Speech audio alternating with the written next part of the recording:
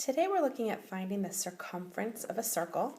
And remember, circumference is the distance all the way around the circle. So it's like the perimeter of the circle. And you are allowed to use your formula sheet. So the formula sheet looks like this.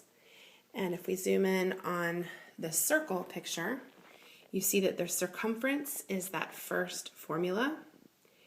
And it says C equals 2 pi r.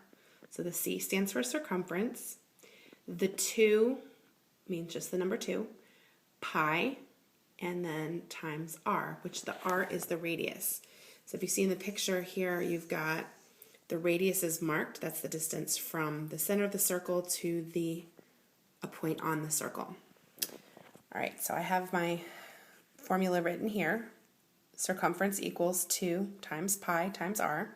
If we look at our circle here that's drawn, we have a radius, and the radius is equal to 3 centimeters. So we're going to go ahead and write that right here. R equals 3 centimeters. And you'll see why we do that in a minute. When we see some other pictures where the radius is not actually marked, it's important to have that written correctly. So what I want to show you is that I want you to write the formula every single time.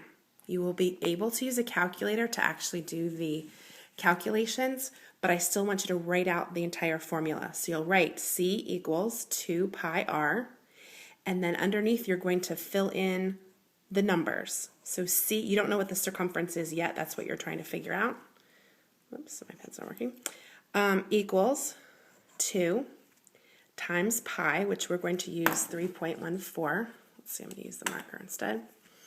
So C equals 2 times 3.14 times r, which is 3.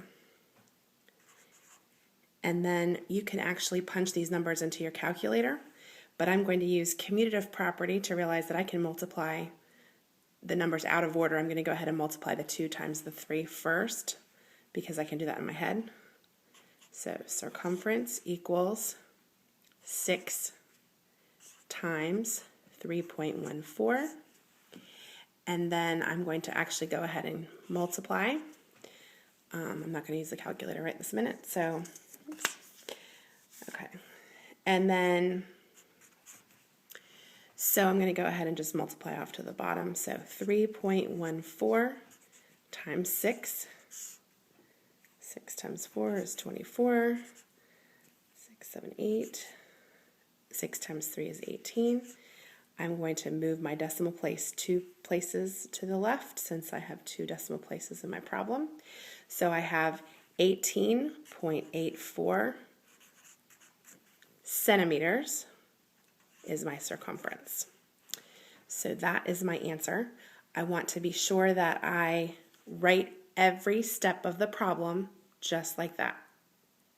And that is how I find circumference. Now the next thing I want to show you is that sometimes what you're given is not the radius. So you look at this example, we do not have a radius written, but we do have the diameter. The diameter is the distance all the way across.